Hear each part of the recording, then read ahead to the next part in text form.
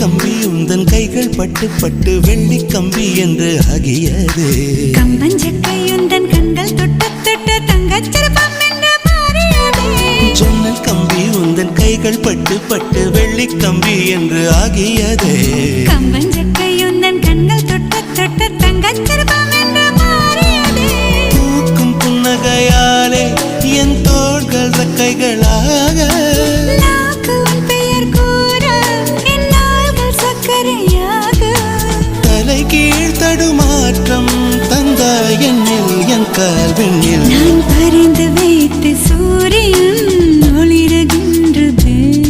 நான் நடந்து சென்ற மணல் வெளி மலருகின்றதே.